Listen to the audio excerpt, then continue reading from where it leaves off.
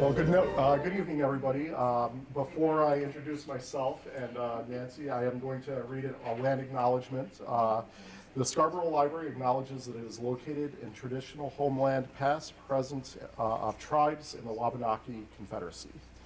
We recognize and honor the current tribes who comprise the Confederacy, the Penobscot, the Passamaquoddy, the Maliseets, and the Micmac, who have stewarded this land throughout the generations. We acknowledge the Owasquag people who once lived in what is now Scarborough. We respect the traditional values of these tribes and support their efforts for land and water protection and restoration. In offering this land acknowledgement, we affirm Indigenous sovereignty, history, and experiences. Thank you very much. And to start off, I am Chip. I am the new library director. A little over a year I have been here, and it has been an amazing year, and I thank all of you for that.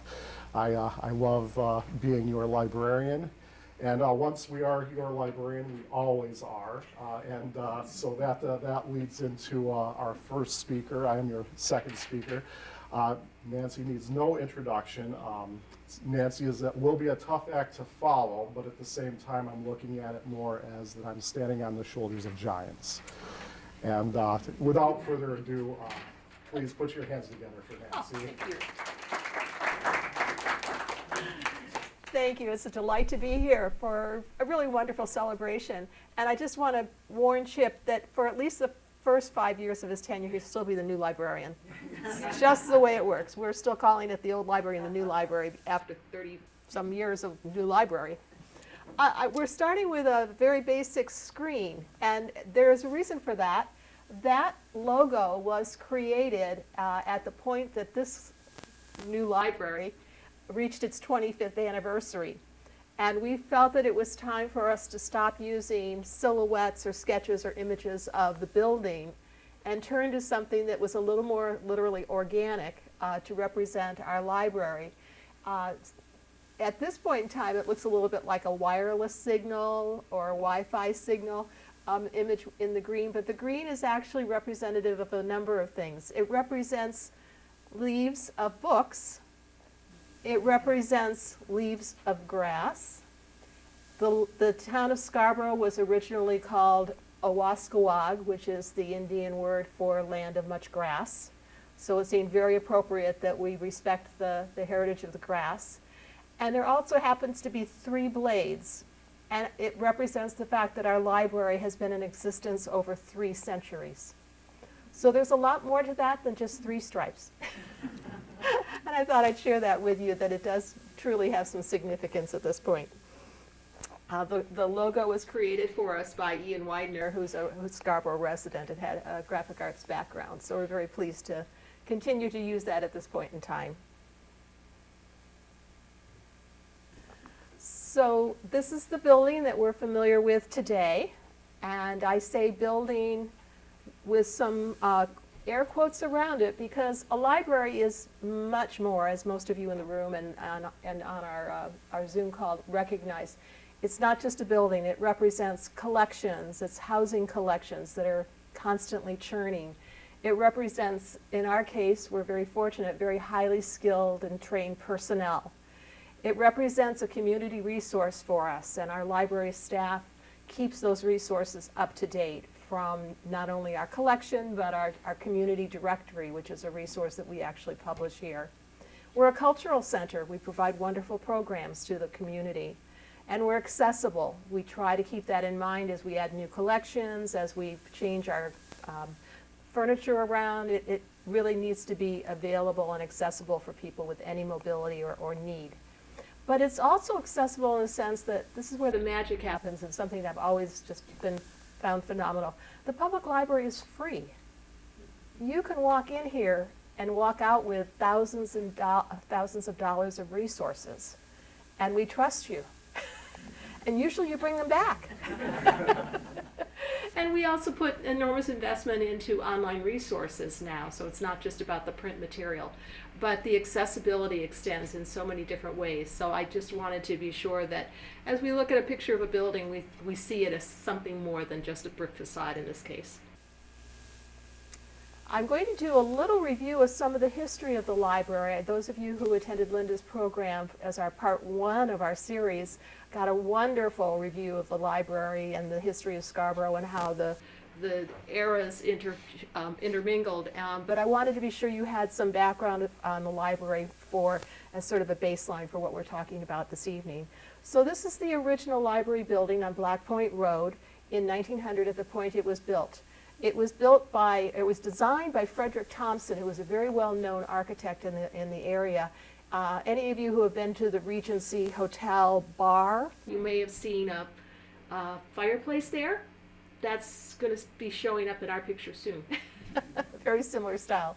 The Queen Anne style was shingle, very representative of this of the 1900s in this area, and something that you'll see as we continue our slides here is something that we really treasure.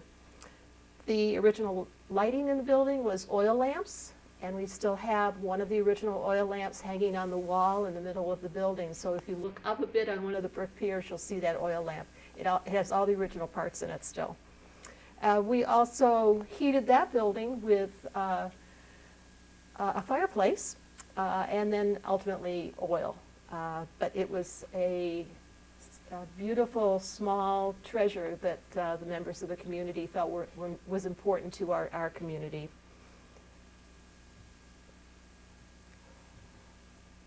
In 1937, and we're looking at sort of 20-year spans of time approximately.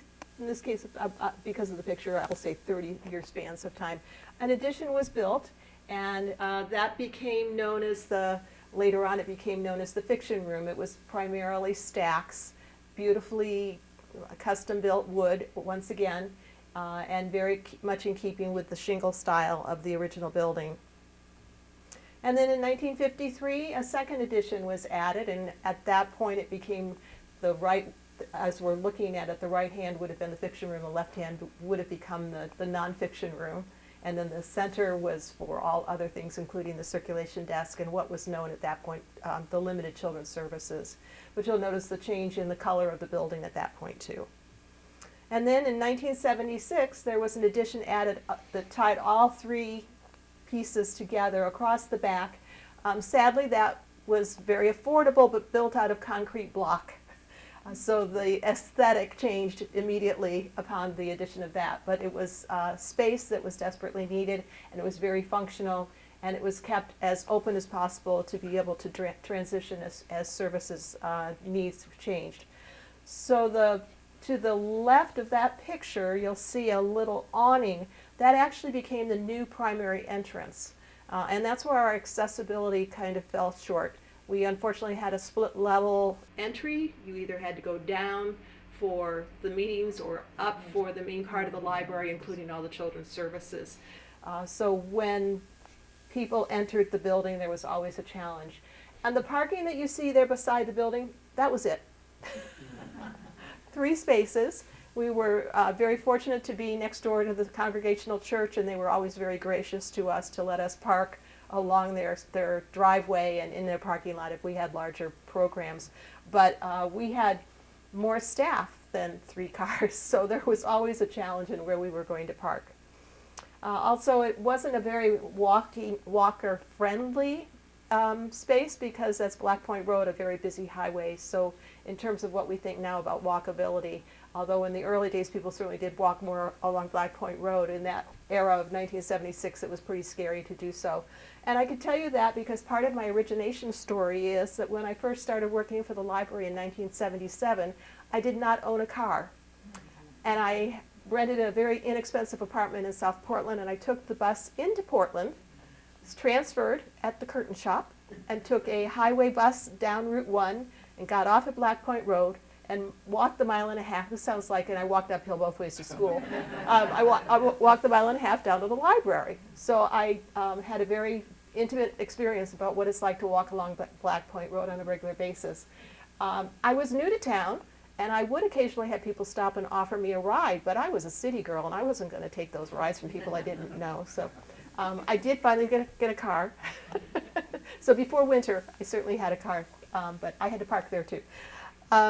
So one of the things that occurred at about this era is the change of the town. This is a period of time when we had two earner households, so mothers were no longer available to bring their kids to story time. More daycares were being created, and so our services extended to daycares more than ever before. There were changes in the library hours because we needed to be open when working people could get to the library with their families. So our hours in the evening expanded, our hours on weekends expanded, and we kept track of what was happening demographically to the community. We were watching the growth of the Oak Hill area. Pleasant Hill had major development, residential development going on. Dunstan was just starting to bloom. It hadn't really been developed fully yet. And certainly we were still watching what was going on with the western part of Scarborough. The whole Eastern Trail development hadn't occurred yet. But we were aware of the planning of the town, and we saw the future and where the demographics were going. When we studied at this point, when we studied the community, we literally took a look at traffic patterns of our population and our card holders to see where they lived and where they worked and where they shopped. And we found that they were all going away from us. Nobody was coming this direction. So as the future became important to us, we had to recognize where we were located and whether it was really convenient for our community. So I'm going back just a bit. This is just a picture of that beautiful fireplace I mentioned, and I will offer you another shot of it in a very few years, but this is 1975. Again, the beautiful brick. And Nancy, talking about the library. and if you're on Zoom, would you mute yourselves, please? Thank you. This is that same shot, only 10 years later. You can see, even in that day and age, that we were bursting at the seams. We had put tables in front of that fireplace. We were using the mantle for book displays. Behind those two students, there are very large and growing card catalogs. The students, interestingly, are using books and magazines for their work. They did not have laptops at this stage, but they're doing real research with real books and real printed material. But that was the future, and even in the background there, you're looking into that fiction room, and there's a table back there in the background also filled with students using the tables. This is a children's program that's just taking over the whole building. And this is where we really began to recognize the value of an open floor plan and flexible space. They are literally, there's a very odd character in the middle of that huddle. Miss Piggy came to visit. And so the families are circling around Miss Piggy, who happens to be standing next to the circulation desk, just for reference point. But that's an example of how you just sort of take over the whole building, which you've seen us do in this building as well when we use the open floor plan in the center. Also at the top, there are 3 posters there. That's an example of one of the first library of things that we ever loaned out, which were not typical books and magazines. We loaned out posters. They were inspirational sayings and pretty pictures, and we loaned those out regularly. We also, just after that period of time, loaned out Polaroid cameras. So where today and Chip will talk more about the library of things, but where today we loan out all sorts of things, including kilowatt meters. It was not really a new concept, we just didn't call it the library of things. So 1984, even though that lovely wing almost doubled the size of the library, just in 1976, by 1984 we were pinched, and we started doing the survey that I mentioned, and really having an important conversation with the town about what's next for the library. We've really utilized every inch we can of the building. We also were on a lot that we had maxed out. There's nothing left. We built on every square inch we could. At that point, we worked with the town on a plan for a town center, and many of you are not aware of this project, but in 1985 there was a plan for a major town center, which included a 2-story town hall with an adjacent library building and connected by essentially a clock tower. And it also included, as another part of the project, a public safety building expansion. This was approved by the town council, and it was taken to referendum by the citizens and defeated. So it never got built.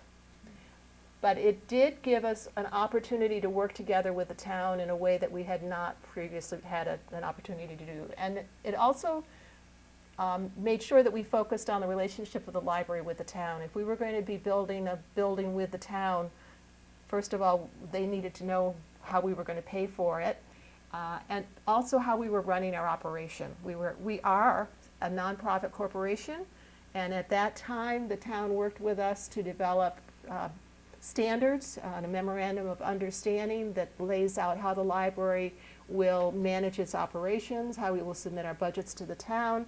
We will get annually audited so that all of our finances are transparent and are available to the town leaders at any point in time. And we do enter the regular town budget process as if we were a town department. But we have employees who are actually employees of the nonprofit corporation and not town employees. So that was one of the major turning points for us to develop a really close working relationship with the town of Scarborough. The design of the town center is the headline.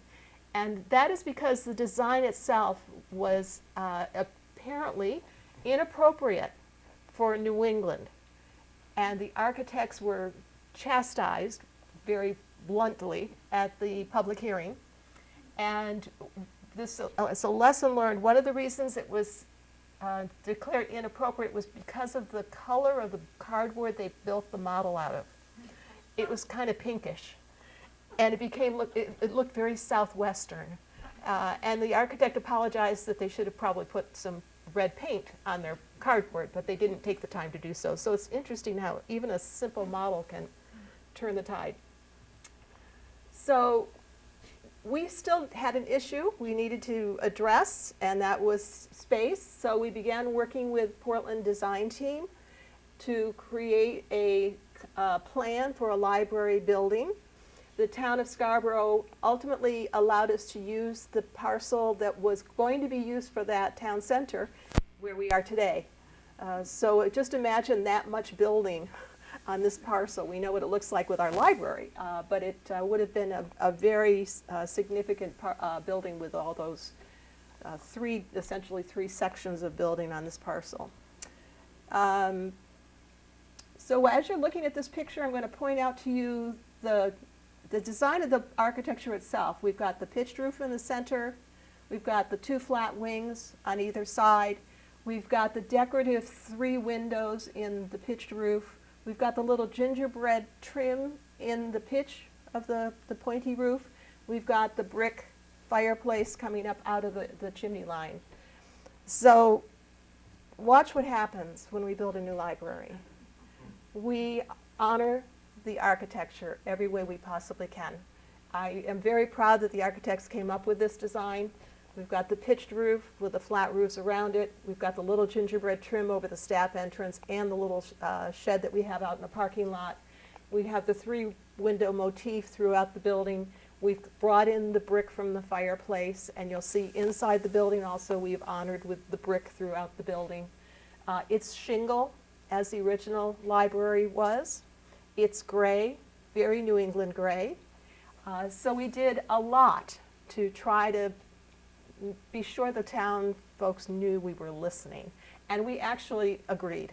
It was something that we were very proud to work on. Also, for those of you who are a little more into architecture, the arch of our library is called a Richardsonian arch. And it is very typical in libraries, but also other municipal buildings, to sort of provide that gravitas to passersby, to make you understand that this is a public space. And it's Richardsonian comes from the architect H.H. Richardson, who was also well known in the Boston area. But his Richardsonian arch lives in our library as well. This is opening day of this building. You'll see it looks quite different than it does now. We've added a lot to it in the many years since that point. But again, it brings the architecture from the old library in as a statement. We've got the brick piers and the high ceiling with the beams.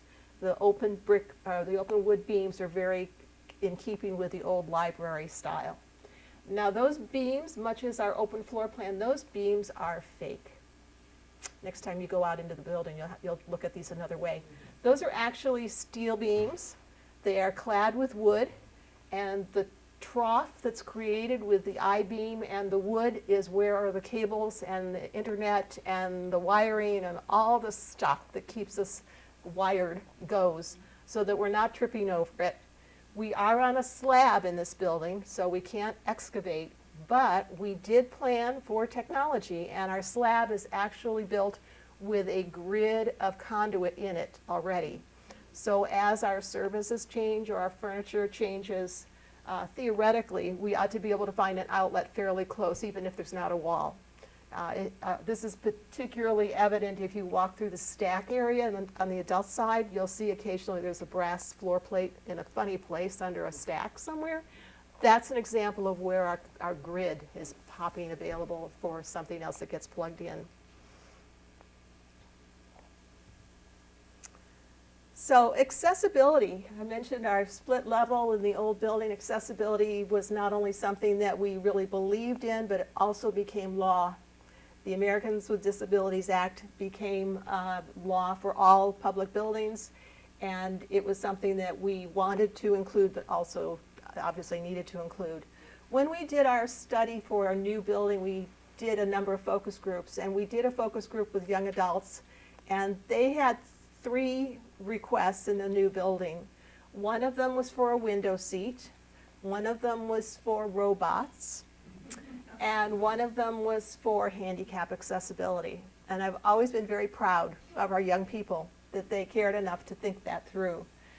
We have all 3. We have a window seat in the children's room.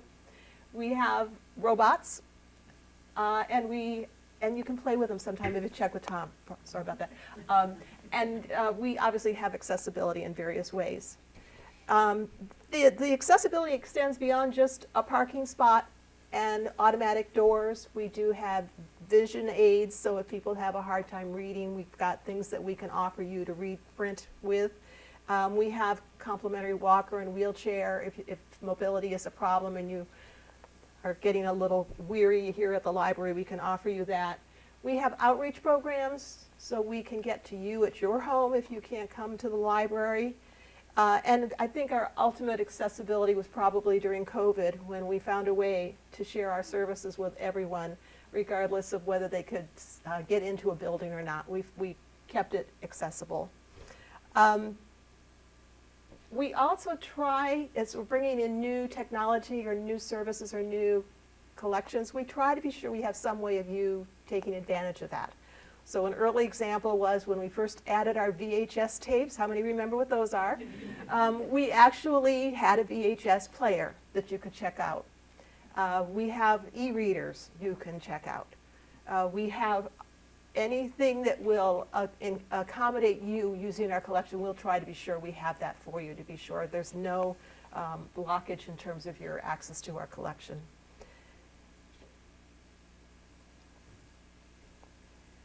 So, as you know, we have, once again, relied on the kids to show us how desperate we are for space.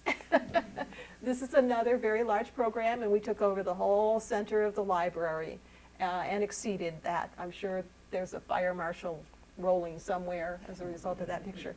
But it's a perfect example of creative use of space, but also an example of success and the need for us to respond with the appropriate space. Thank goodness these were young folks who could sit on the floor. That's all I got to say. So We tried in 2006 to have a referendum. It was June, which is an off-cycle election, and we were not successful. The referendum was defeated. So we had to regroup. And to do the regrouping, we took a look at what are our maintenance needs first. We had deferred maintenance in a number of ways because we had hoped we would expand and be under construction already. But we did at that point have to redo the parking lot. It was sinking and crumbling. We added additional parking because when we have programs like you saw on the earlier slide, we need places for people to bring their cars. And we also had some maintenance issues with some of the brick walls that were part of our decorative appearance in the early library. So we redid the front courtyard, if we want to call it something fancy, the courtyard and the circle with the plantings. Those were all redesigned. The facades and the birch trees and the rest of the building stayed the same, but the parking lot was also, we also added LED lights to the parking lot after this point. So we did quite a bit to freshen up the look, and then interior renovations to the staff area was also part of this period. So another referendum effort in 2022, and this is in recent history, so many of you are aware of this.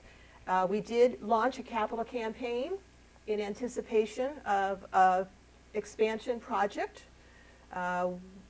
We did go to ballot in November, and we were not successful for that bond.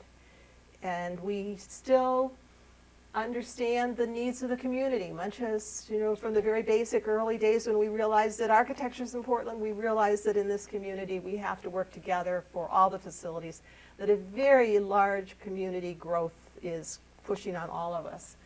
So we are pacing ourselves once again, and Chip can respond with some more information in his part of the program.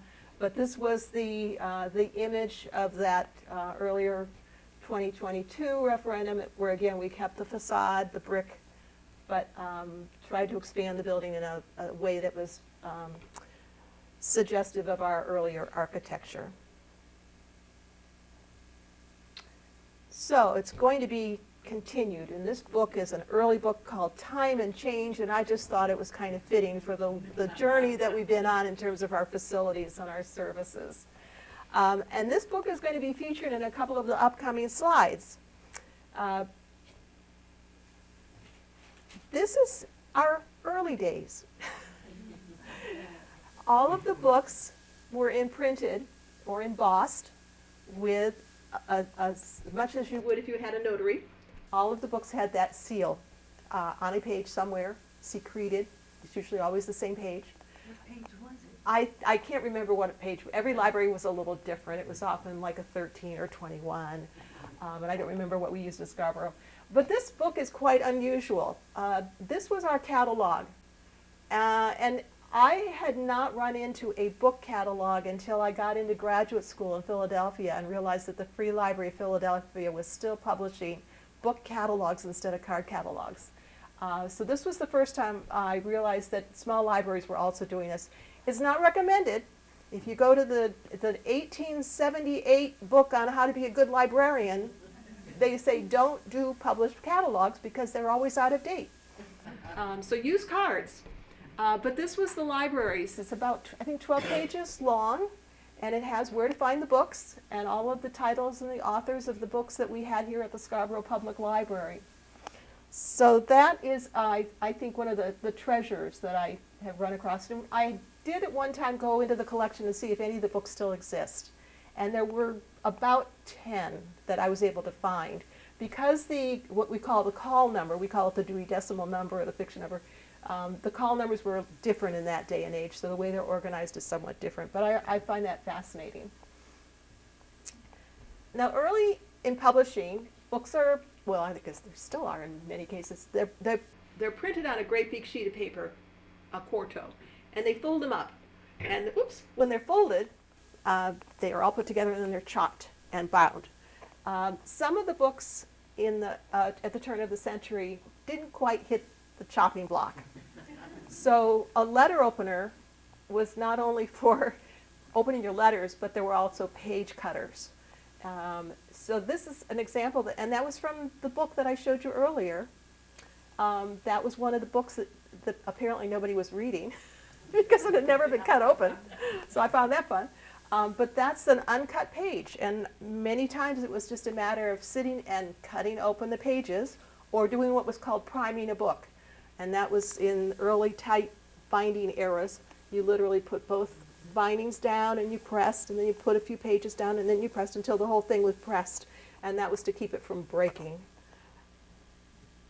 So here are examples of bindings through the era. Again, we've got our friend here on the left with the early binding. We have a more modern rebound book with the type actually printed on the buckram binding. We have a paperback book which has been contact paper to keep the binding together. And then we've got one of the new graphic novels. The manga book series are very popular, and they're published as original documents or original books in paperback. There was an era when we didn't add paperbacks to the library. They were pedestrian. They were cheap. They weren't good literature. We just didn't spend money on them. And that was true when I first joined the library, all of those things. But soon the publishing world changed, and paperbacks were original publications, and so we indeed had to start offering them. We did have a few paperbacks in the collection if that's the only way we would get the title. But that's an example of sort of the history of our binding world. There were dust jackets in the 19th century, but we rarely saw them on library books because they just fell apart and they were dirty. But then eventually dust jackets became important advertising and graphic information and attractive selling points for a book, where the publisher could publish a cheap paper binding, but they put the work into the art on the dust jacket. And when that became more important to selling the book, libraries started buying plastic to cover the book dust jacket. So you run into another whole world of how to process a library book. It becomes much more complex. Labels become a big thing. You'll see there's a genre label on the book on the right-hand side. So processing of library books is another whole conversation. Here's an example of the changes, and this is just in my period here at the library, the changes in font size. The very top is our friend, the book again, and the one in the middle is a large type book, which became very popular, really more so in the United States. It became popular in the 60s and 1970s, often imported from Britain, so they were quite expensive. And they weren't very pretty. They had pretty ugly covers on them.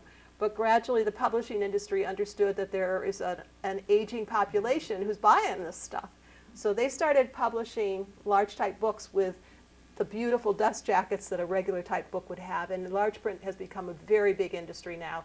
And our large print collection here, I assume it's still the same ship, it hasn't been that many years. Our large print collection is very popular, and it's not just for senior citizens anymore. Those of us who have tired eyes from screens or just like a presentation that's a little more comfortable turn to the large type materials. And then at the bottom there, again, we've got the manga, which is a graphic novel. And it just, in my day, we used to call them comic books, but now they actually have their own genre and own publishing. A multimedia, this is just an example of a Neil Simon series that you can get any way you want. But keep in mind, we have to buy all that. So that is a huge stress point on our library collection budgets. When we have to add thousands of titles in every format, it creates challenges. So our staff is really very savvy in how to balance what gets first choice, where the reader or listener or viewer is most likely to want to use the collection. Fortunately, we do have interlibrary loan now, so we can borrow from other libraries as well. So we no longer have to think of our collection as a unique collection in our library in Scarborough. We can think of our collection as a part of a larger universe. And that is very, very helpful in stretching our budgets. Here at the very bottom is where the VHS tape is, and it's got all sorts of labels on it. That's an example of challenging challenging collection types, VHS tapes were always a problem for us. People had to bring them back rewound. You could mess them up with magnetic fields. It was just one thing after another. But then we went into discs, which create their own headaches because they then scratch and break. And so there's always something. I mean, a book can fall into the bathtub, yes. So there's always something, but part of the library's responsibility is to maintain it, and that's always something to keep in mind. So behind all of our collections in our buildings, we have great people. This is Pearl Wallace. She was the circulation librarian in the old library. And Pearl is handing films, 16mm films, to a local nursery school teacher. When I had first arrived, the library had just bought their first secondhand 16mm projector. And they were very proud of it because we had just joined a film co-op where we could show the films at story time. So the films were very special to us, and I maintain to this day that the reason they hired me was because I knew how to work a projector. So here's just a point in time again. This is one of our pages, Janine Rennie at that time. She has a married name now, but this is Janine Rennie at that time. But in the background, it's just fun to note that we have a manual typewriter. We have a rotary phone. Janine is in front of the date stamps and all the cards that would come out of the book that people had to put numbers assigned on. So that's the old era. And catalog cards. This is Susan Winch in the first period of her time with the library. She was the children's librarian and ultimately became our IT person and then our assistant director. She is holding a string of perforated catalog cards. And this is an example of how much typing and work went into preparing one book. She is holding the book that represents. So it's just a tiny children's book, but it doesn't matter. It comes with dozens of cards. So those cards not only get pulled apart, and fortunately those were machine printed through a contract. Before that manual typewriter you saw behind Janine, we had to type all the cards by hand. So after we've got all those cards in hand, we have to file them. And librarians often talk about carpal tunnel, but in my era, it's carpal tunnel because we had so many tight catalog drawers that we were constantly having to file cards in. So that just is I'm just awed by how much work that represents for a little book. So we're finally getting into the technology era, and this is a picture of the first statewide catalog, which was on CD-ROM discs. And as they added more titles, they added more disk drives. So what's at the top above the monitor there is actually a stack of disk drives that were provided by the state. We were one of the first libraries. This is a trend in our library. We are often leaders in technology pursuits in our state. And these are Girl Scouts testing it out. But the CDs were pretty remarkable at that point, and this was before the internet. We had to go to borrowers' cards. This was quite difficult for our borrowers because we asked them to bring them and use them every time they checked out materials. It was no longer your friendly library where you could just go check out a book because everybody knew your name like Cheers Bar. And it was important because we had to scan the barcode that was on the card to make sure you got connected to your materials, also to your fines. And I'm proud to say part of our accessibility initiatives are that we no longer charge fines. But it was a point of revenue for us, the reality was. But you did have to bring your card. So this is an example of, I believe the little girl is Victoria. She's bringing her library books very proudly with her library card, which were bright yellow. And then we finally go digital big time, and we have barcodes on everything. We organize all of our collections with barcodes. And this is Denise Menard, who has moved on to other glories in other states, but she was working hard at that point, putting barcode labels on all the books in the collection. So I think at that point we probably, this was the second round of barcodes actually. I believe we were barcoding about 75,000 items. So imagine sticking stickers on that many items, and they had to be accurate because the sticker is supposed to be what the book is about. So this was a huge project for us, but it has certainly been, having lived with the paper and the digital, it's just such a gift because there's so many ways for us to find materials now, thanks to the technology available. But that meant that a card catalog had to go. We did have a big catalog sale.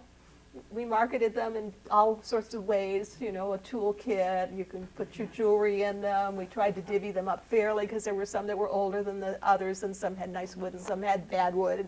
So, but the card catalogs were sold ultimately, and that was moving day for the catalog. So I mentioned the statewide services. This is a picture of the bundles of books that go out pretty much daily. We had, when I first started in 1977, our interlibrary loan number was 135. Today we're in the 50,000 mark. And that's because we have the technology that allows us to share resources. It's really, really pretty terrific. But back to basics. It's still about the relationship between a person and the material, and a good lap and a good book. You can't beat it. So this is me directing traffic in one of our better days. And yes, I did have, that was my best. That's how often I had to do it. So thank you, and at the end, I'm happy to answer any questions you might have. It's fun to reflect back and think of all the wonderful things this library has accomplished in our community. So thank you.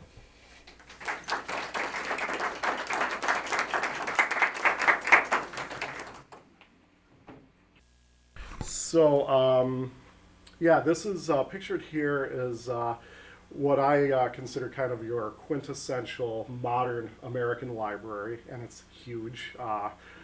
It's Seattle Public Library, and it really, since its construction a decade ago, it has really become the jewel of public libraries. And I'll kind of break down how this presentation is organized. The first section we will look at modern architectural marvels of larger libraries. So just really what the biggest and the most imaginative out there is. Then we will focus on smaller community libraries, and we will talk a little bit about what we are looking at here at your community library in the short term and the long term. So some ideas that I will be presenting about this library are actually in the works, and some are just possibilities, and some they're just pipe dreams. So we'll see what we have, and we'll see what the future unfolds for us. We'll start with some arresting visuals here. This one gives me vertigo every time I see it. There's no way I am going to shelve books in that library, let alone set foot in it, but it is quite amazing. And you know, libraries do try to dazzle the community, and they try to bring people in by creating a space that is either unusual or comfortable, or something that's just transcendent. And they have certainly gone to the transcendent for this. If we go to Alexandria, Egypt, some of you who are library aficionados may know that one of our ancient libraries was in Alexandria, Egypt, and it was the definitive, to go back to that term, of ancient libraries. According to David Lindbergh, the ancient Alexandria Library's main purpose was to show off the wealth of Egypt. That was the main purpose, with research a lesser goal. Later, they built it with room for shared dining, a reading room, meeting rooms, gardens, and lecture halls. And it created a model for a modern university campus. That was a public library over 2,000 years ago. This building right here is the new building in Alexandria, and it was constructed as a commemoration to that library that was burned by Julius Caesar at 48 BCE.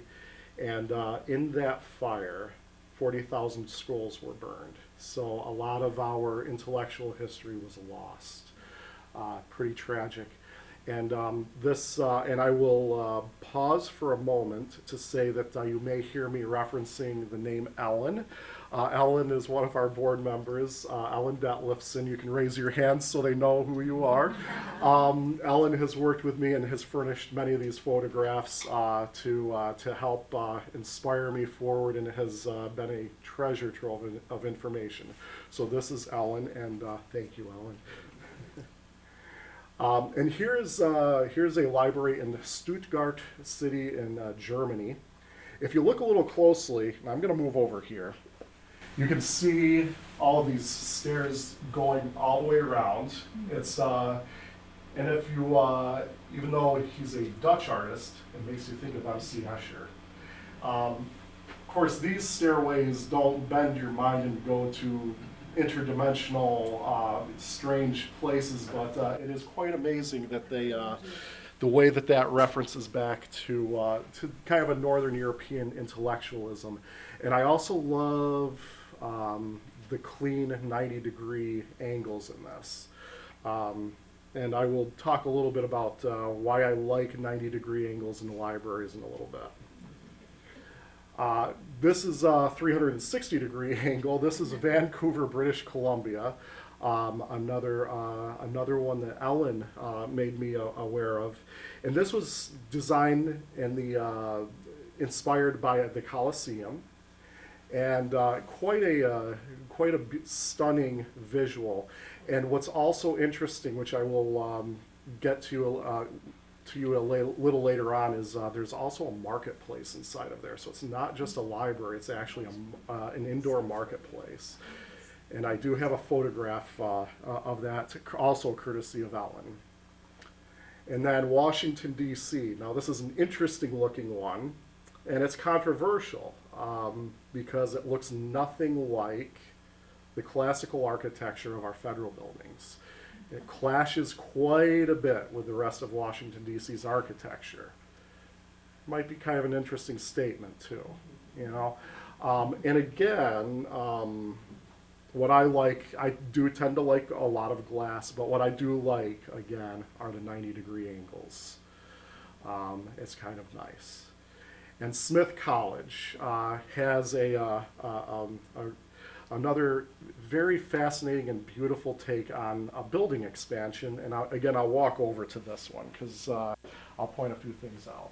So this is the original building, and they gutted the interior, according to Ellen, to retrofit it for all modern technology and all modern use. So the interior is completely different from what it was, but they kept the integrity of the original building. But then they also added these structures on each end, and I forgot what you call them. Jewel boxes. Jewel boxes. And that creates a little modern panache that actually accentuates the I would say that's more of a colonial beauty of the original building, while informing the era of when those jewel boxes were built. The architect was Maya Lin, who did the Vietnam Memorial. Her mother went to Smith, and she was awarded the contract to design the retrofit. And then here we have Biblioteca Vasconcelos, Mexico City. That is, and this is my favorite out of all of them. And again, I'm going to walk over here because what I love about this is that they repurposed factory space. And they brought the outdoors inside. creating a beautiful green space. And could you imagine sitting there reading under a bunch of trees, hopefully without tarantulas and snakes?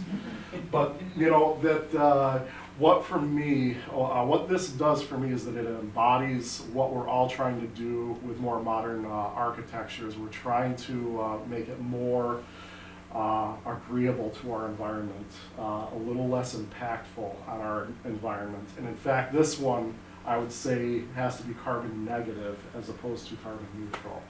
And what a wonderful aspiration for anybody who is building to go toward that direction. Another phenomena that we are uncovering. Boston Public Library is actually soliciting comments currently on putting affordable housing on top of their West End Library branch. So they're really trying to deepen and compound their impact on working class families by not only providing resources that are democratically available to everybody, but also creating leveling the playing field for them to have a place to live. So that's kind of amazing to think of that. It may be quite an undertaking for one organization to take on, but what an aspiration. And here's a fun one. Larger expansions do bring the previous exterior of the library inside. So they actually build around the original building and they leave the original siding of the building in there. There's actually a local example of this. I worked at that library, at Springvale Library, just out in the village part of Sanford. If you go from the original part of the building to any of the wings that they built on, Scott Simons designed into it they left the siding right on of the original building in there, so you could see parts of the old house. And there's even a little window where you can look into the children's room that was actually a window, no longer glass or anything in it, but there is a window to look into the children's room. And what this does is it ties in a lot with what Nancy said about the design of this building.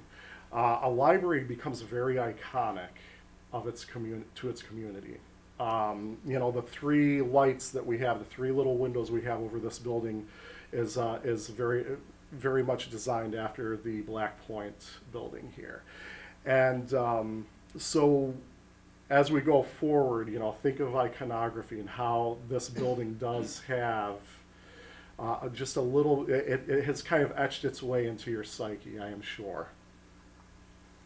All right, so now we're going to talk about smaller libraries. And in smaller libraries, we strip down all the grandiose elements. We might have little flourishes here or there, but really what smaller libraries are looking to do is to zero in on space utilization. It's space utilization and being a more welcoming space as well. Smaller libraries will have efficient design. So we're going to go back to the 90-degree talk that I'm having. When you look at a building that is built with a lot of right angles to it, think of bookshelves, think of furniture, think of tables. All of those are also squares and have a lot of 90-degree angles to them. You can arrange all of your furniture in a myriad of ways within a box or a structure that has a lot of 90-degree angles. So you have a lot of adaptability built into that. And I also think with the word of efficient, it also is energy efficient. We are always looking at being energy efficient. It's cheaper, which is lovely, but it's also responsible, and it's a responsibility toward our future generations. That is what we are about, and that is what we have to do, and we have to constantly be thinking about. Adaptable spaces and furnishings. One size does not fit all. So we will have workstations that are movable. portable, that can raise and lower as people need them. I would love to see bookshelves that are not only movable like we have, but maybe with a touch of a button, they will lift up so those books on the bottom shelf can be picked up off the shelf, and then they can be lowered. So we'll see what the future brings, but that is my personal idea of an ideal. And what we are doing here is anytime we procure new shelving, it does have to be portable so that we can reuse a space whenever we need to do that. What the last 20 years has taught us is that we cannot predict what library services will embody because our information changes so quickly. So the least we tie ourselves to a certain footprint, the better. And I may have gone ahead and might have to skip a slide for that, but I apologize. But we're also looking at flexibility in space. So the embedded librarian is a phenomena that is not brand new, but it is something where we are looking more deeply at. We would like to be out in those places where you are. I will volunteer to be the beach librarian. And I know for a little while there was a bicycle library down at York Public Library, and you would go to Long Sands Beach and there was a little library lending out books, or maybe it was a book sale, cart. And I think that that's a very charming way to do that. And we also have the Portland Public Library Bookmobile. Portland Public Library is our PAL library, our PAL, and what that basically means is that York and Cumberland County, they are the hub library. You're always eligible to a library card there. That is basically our county library, or our bi-county library. And for the libraries that can't quite afford having hotspots or robots or anything that is a little more elaborate,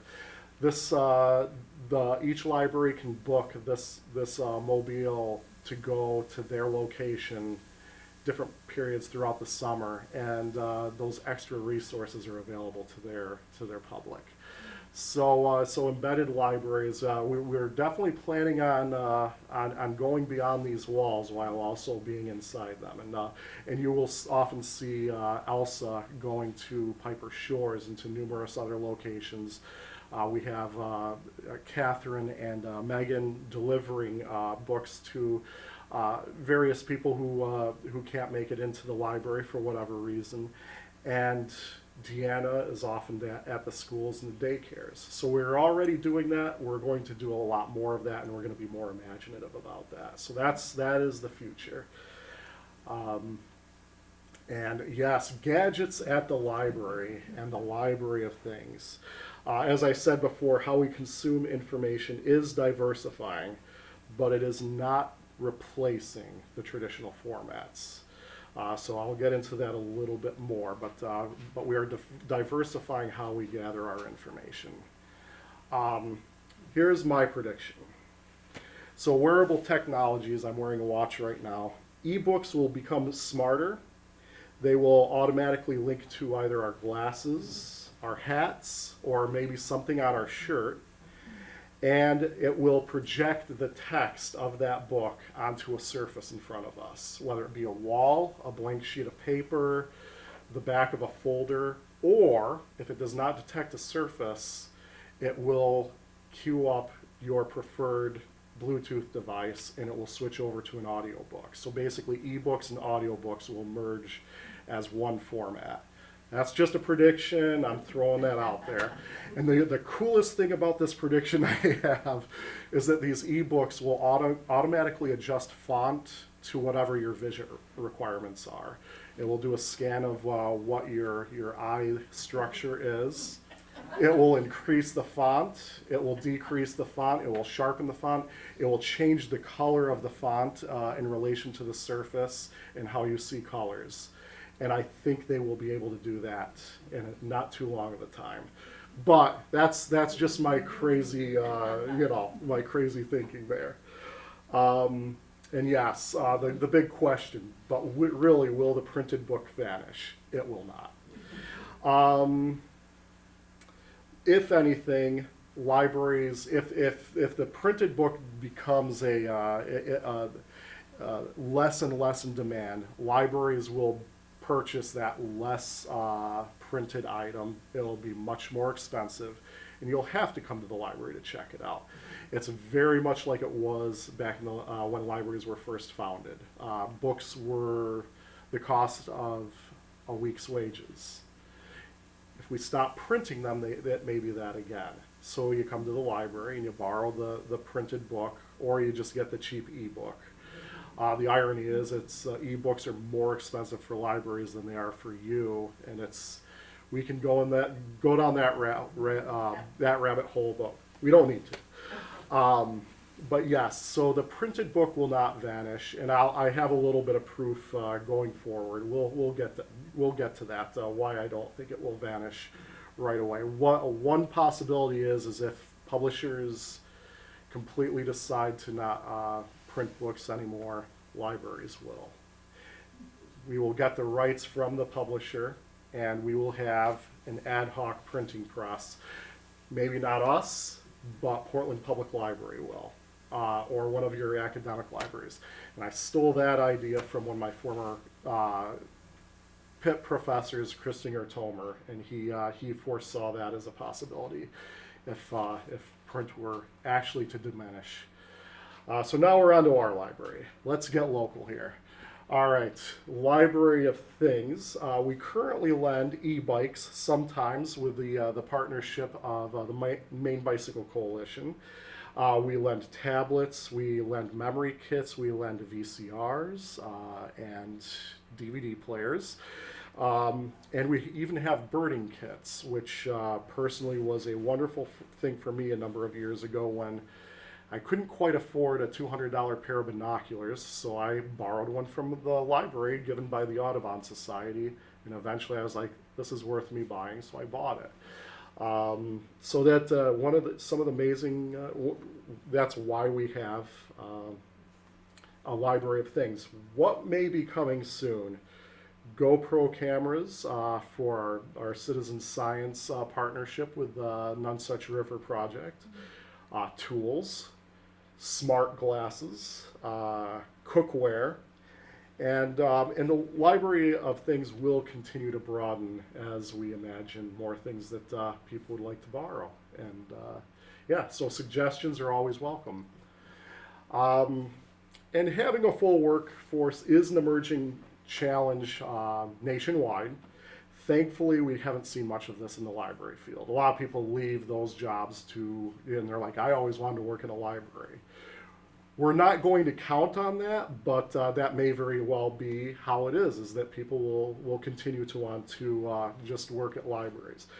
But the Library of Future may eventually need to address this challenge. And what we are even currently looking at is the possibility of a book vending machine, and what we've more specifically looked at are the possibility of lockers, so that you could request a book from us if you need to pick it up after hours, or you just don't have time to come into the library. You scan your library card, the locker with the book that you requested pops open, it's already checked out to you, and you take it home, and you can return it in the book drop when you're done with it.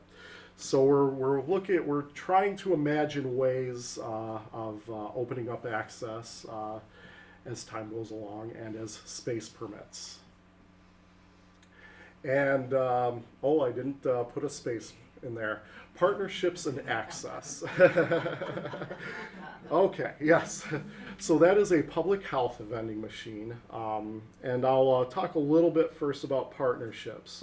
In the future, we will deepen our partnerships with the Historical Society, Project Grace, Scarborough Land Trust, Bicycle Coalition. But imagine a library vending machine with mittens, hats, COVID test kits, and soap that's available 24/7, made available by one of our partners, whether it be Maine Health or Project Grace or somebody like that. We may just see something like this sooner than later. You know, that's once the idea is out there, you know, we try to find ways to do it. And what we would love to have once we have room for it is a technology petting zoo. It will require definitely will require an addition. But with more space, this space would have 3D printers, a podcast studio, virtual reality equipment for people who want to interact with the metaverse. And it would also be where you would go for your tech support. So with your personal devices. So if you're having trouble with your phone, your watch, you could go right to the tech center. You know that the person who's in there is somebody who can help you with that. And another possibility, and this, you know, it's out there, it's a ways out there, but to meet the challenge of growth, climate change, and geography, I think of Scarborough as could double in population in the next 20 years. The marsh is increasingly difficult to cross due to storms, and it also takes 25 minutes to get from one end of this town to the other. Well, what if we had a small reading room in the Dunstan area? Smaller piece of the collection, but if there's something at this building, we could bring it over there for you to pick up, and it would be much more convenient for you. And we could have book groups meet there. All of that's a possibility. All of that is a possibility. And, you know, we're just scratching the surface. Now and again, you know, this could be a pipe dream, and it may not be necessary. But we're looking at everything right now. And one of the ideas was the library in a retail space. So, you know, putting a small satellite or a reading room in a plaza near, you know, like a Planet Fitness or something like that, where you would actually attract people who would normally not come toward the library, would be quite an amazing way to plan it. And this is the interior of that Vancouver library. See all the shops, and it reminds me of the Pittsburgh airport that has shops like that throughout the interior. And coming soon, so I'm going to do a rapid fire of what we have coming up, and yeah, I'm going to be running out of time here. We're going to have online renewals, so you can renew your library card online. Better email communications tailored to your library use. So if you are typically an ebook user, our emails will promote our ebooks so that you don't have to wade through the stuff that's not as relevant to you. Online room reservation, which we're already working toward. The meeting room will have new carpeting. And hopefully we will have more e-bikes. We will have partnerships that will promote all aspects of literacy, health, financial, STEM, STEAM, digital literacy, etc. And even perhaps a card catalog that on the same page that you search for Catcher in the Rye, you can toggle over to a tab that offers the ebook, the audiobook, the book on CD, or if you click on programming, a program that we may have, like a book group reading Catcher in the Rye. All of that would be on one search on our catalog. We're hoping for something like that, and it may be sooner than later. All right. And adaptable spaces, I already talked a little bit about that, and there's a visual representation of that. We want study spaces that suit the needs of our public as best as possible, and maybe baffle lots of sounds if you're trying to have a quiet space there. So but adaptability, and the only change I would make to this is it would be wonderful if that was movable, if it had casters, locking casters, or something like that on it. So still books. We are still going to have books. This last section is what will not change. According to Pew Research, over 700,000 print books were sold in 2022. Only 130,000 ebooks. print books are more popular 6-1 in the marketplace. And ebooks are no longer climbing in popularity as steeply as they have been. They have plateaued. So this is an honest breakdown of how popular print is. Now, eventually, new generations will likely adopt ebooks over print, but right now, it's print. And it's for the foreseeable future, it is, unless our hands are forced by publishers. And reading and learning will not go out of style. While formats will go extinct, information itself will still be as popular as ever, and it will be consumed in new ways. And as we invent new ways to consume information, it's going to get more and more desirable to consume that information. And guess who's going to house that information? We are. And so libraries evolve with how we learn. Our staff are going to learn more about cybersecurity to make sure that our resources are safe to consume and to borrow from our databases. We will learn more about AI. We're going to learn how to use AI to its advantages, but also how to caution people of where the downfalls are. So we are going to be very critical of these new technologies, but find ways to help our communities in ways that they can help. And that's going to take a lot of research, a lot of studying, and a lot of care, and we're up for that challenge. We will continually learn how to decipher good information versus falsehood. Deep fakes are coming out there. We are going to work very hard on helping you navigate through deception. And what libraries will be in 20 years is ultimately up to you. What do you want us to be? You come tell us. And we will do whatever we can to meet those expectations. The internet is the world's largest library. It's just that all the books are on the floor and our books are on the shelves. And another piece of technology is imagine being able to find a book using the map gadget on your watch. Catch you in the rye and it will lead you right to the book. That is another piece of technology Ellen and I were talking about. And let's see, and here's some fun stuff. And this will be rapid fire. This will not be at the Scarborough Library. Punxsutawney Phil is not going to have a home at the library.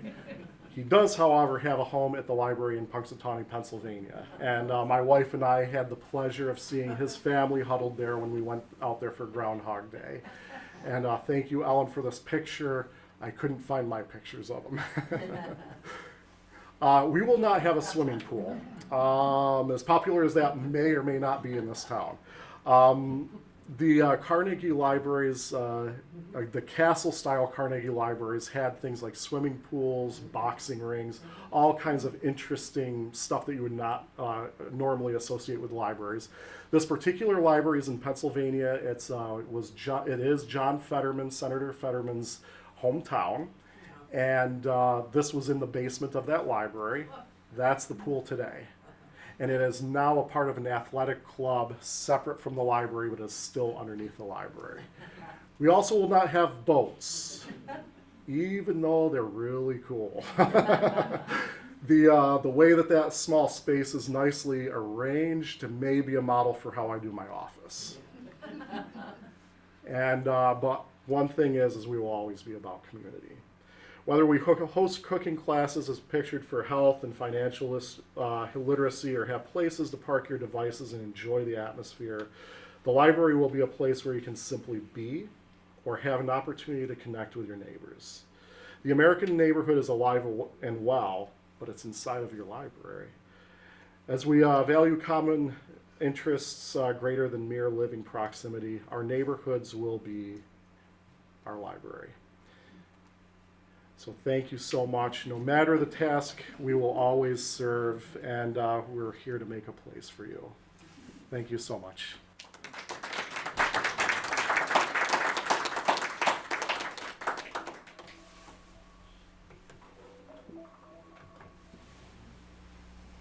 Any questions? Yes. So I'm Chip Reynolds, the other Chip. I'm married to Ellen Douglas. And Chip, both you and Nancy are inspiring examples of the servant leader. Thank you for all that you do, that you have done and will do. The picture of the Alexandria, Egypt Library put me in mind of a visit that Ellen and I made there. You took that picture. And I had the wisdom to marry you, my CIO, 2 years ago, whatever it was.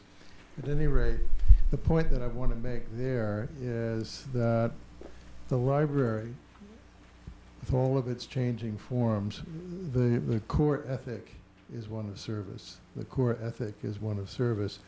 It's also, I think, appropriate to point out that the library, along with the university, and the various embodiments of communities of faith, churches, synagogue, etc., are absolutely among the most enduring institutions of global civilization. And what that means, in essence, is because of the ethic of service. And the ethic of service is at the core of wisdom. You are all about wisdom. Thank you. Thank you.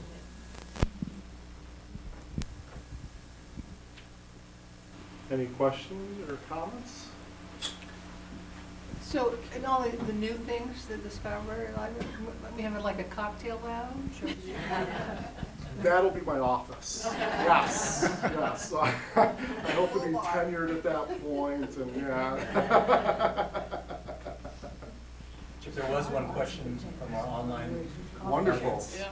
And it was a question that was asked actually at the last one too, so so hopefully someone will remember the answer. Scarborough, O-U-H, O-U-G-H versus Scarborough, O-R-O. What's the history of that? Oh, yeah, either one of us. I mean, go ahead. Yeah. At the last program, there was a much more specific answer related to the Postal Service. But in our library world, we were founded as Scarborough without the UGH. And we didn't add the UGH until we filed some corporation papers in the 1970s where we did officially add the UGH. So you'll see early documents for our library that did not have the UGH. But we did learn at our last program that it was related to when the post office. But you didn't explain why the post office cared. I don't know why the post office would care either. I will also say that the town of Scarborough's border signs still didn't have the UGH on Highland Avenue until 1980, I think. So they still were keeping that just with the O. It was just easier to write. I think it was practical. It was Scarborough is named after the Scarborough, England, with a UGH, but in a practical manner, you'll see a lot of clerks and scribes who were at that point writing everything longhand who would truncate words pretty typically. And I think you would often find that in geographic references. But Scarborough isn't the only town that lost its UGH, but I'm aware that it's stuck for quite a while.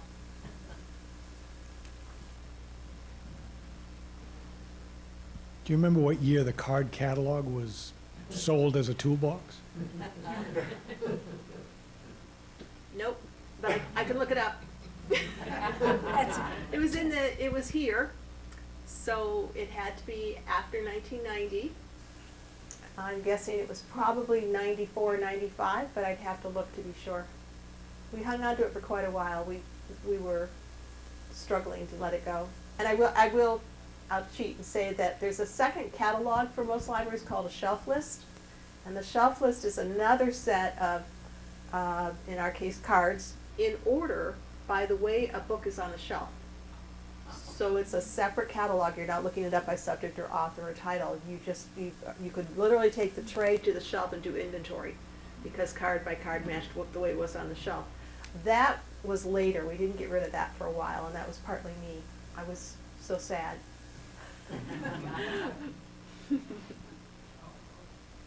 Is the old library still on Black Point? Yes, the old Oh, library okay. is on Black Point Road. It is a personal residence, a private residence. The person that bought it actually was here at the last program. They did a wonderful job of honoring the architecture that's there, and they made wonderful living spaces out of the library. It was always fun because people would say, "When did that house become the library?" And I was typically, no, it's the other way around. It was the library, and then it became a house.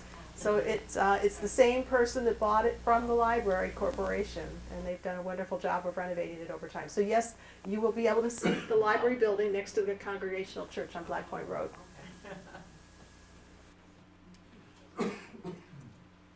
Nancy, you mentioned the need for a new building from the old library, and that the town provided this site.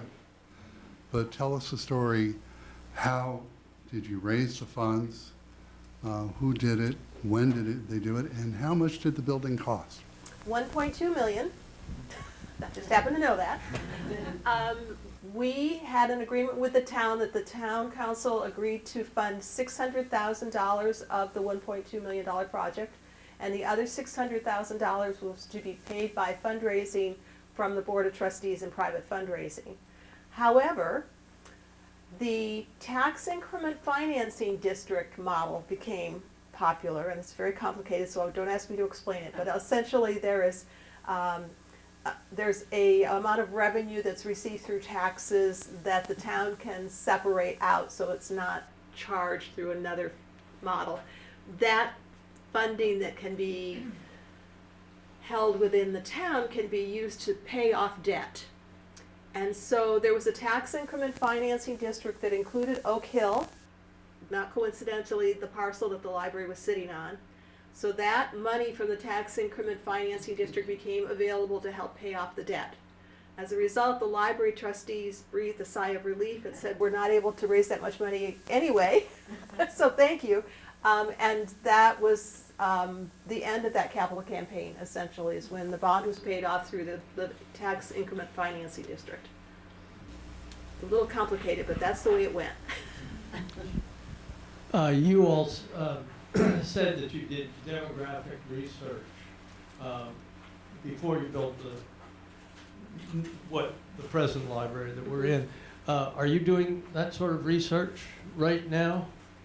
I know we did for Yes. our last building project, and it's typically part of our, Good question. yeah, it's typically part of our long-range strategic planning. The library really tries to keep our materials up to date in terms of demographics and surveys. And what is that research telling you?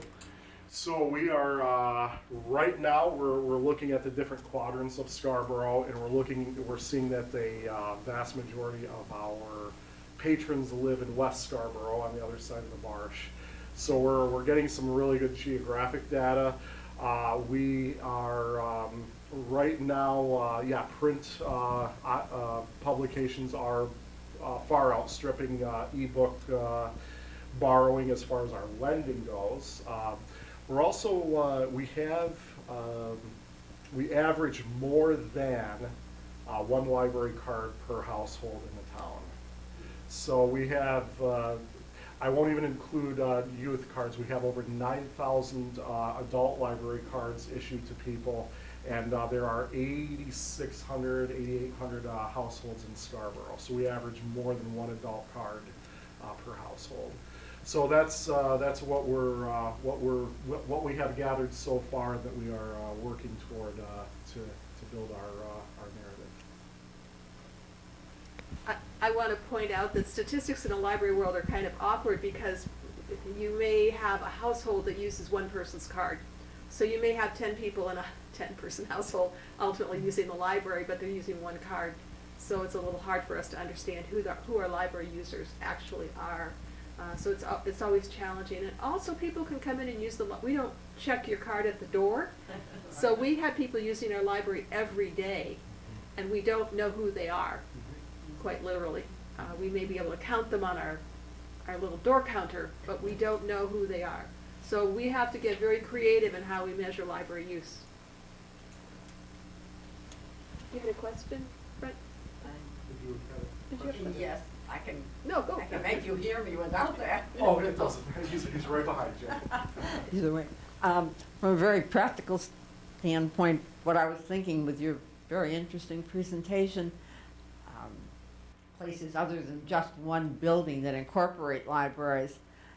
And I'm thinking particularly if you get into the very nice idea of having a food court, restaurant, isn't that a little rough on the books?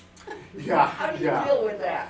Yeah, we definitely, what we would look at locally here is a little less aspirational. We would be a little more pragmatic here. We're definitely, I mean, we may have a small station where you could get a cup of coffee or something like that. But we're of a more modest town than Stuttgart, Germany, or anything like that. But those are kind of the benchmark that can kind of inspire us to do more with less. So, yeah. There actually are libraries who have cafes in their building. The one closest to us, I believe, is probably Kennebunk, which isn't doing it right now, I think. And they have not had a problem. And if you think about it logically, which I don't always do, but if you think about the fact that you're all walking home with our books or going home with our books and we don't know what you're doing, but I can tell you how many chocolate handprints we find on books. I think that's the most popular thing to eat with your book. But we have no control over what happens to the book in terms of food access once you go home and put your library book on a table that hasn't been wiped off, for example. So, Or sand. or sand. Sand is actually one of our biggest problems because the sand wicks up in the plastic jackets because of static. And one of the pictures I showed you from the old library, there was actually a picture on the desk that said, "Please do not take our library books to the beach." Used to be a big problem for us. It still is, but yeah. I was just thinking of it from practicality that I've been working a little with the checking. Yep. And after the books are on the shelf, there's always something. That's right. We just hope people are courteous and remember that other people have to handle the book after them. So, thank you. You know, Nancy and Chip, one of the most serious conditions of our current way of life is social disconnection and loneliness. And what you do in the library is that you provide a very powerful and enduring antidote to social disconnection and loneliness. That is extraordinarily important. Thank you. Thank you for that. I for many years, have heard and have witnessed neighborhoods basically diminishing to just people living in houses. And I was actually very shocked when I first heard about this, you know, people not knowing their neighbors and being isolated, because for the last 20 years, as this was happening, I was working in a library. I didn't see any of that. I saw, because this is where people do come together. And I think that regardless of what happens, you know, in our home spaces, this is a third space, you know, that place that's not home and it's not work, is that place where you can be who you are, and yeah. And that's why libraries are enduring. Yes. Because we need communities. Yes. And we are social animals. Yes. Yes, it's human nature, and we are, yes, we are the antidote. So I'm going to wrap us up with a fun story. Chip was saying he wants the book library at the beach. Well, I came from away. I'm actually, I should tell my origination story. I'm actually from away, but my family is from this area. And my family is buried at Black Point Cemetery, as will I. So having lived everywhere, I'm back. But the first full summer that I was new librarian, I thought the beach was a great idea too, because we want to get out of the building. So I did a rotation story time. I would go to Higgins Beach or Pine Point Beach, take sacks of books with me for the kids, tell stories on the beach blanket. We may still have the umbrella around, I don't know. I poked an umbrella in the sand that had Scarborough Public Library on it so they'd know where to find me. I will tell you, the beach is not the place to tell stories. Besides the whatever may be going on with the weather, the ocean is really loud. And I had no voice by the end of every story time. It was really very, very challenging. And of course, the parents thought I was watching their child, which also created new challenges. So it was a great idea. I had a lot of fun, but it wasn't very practical. Thank you all.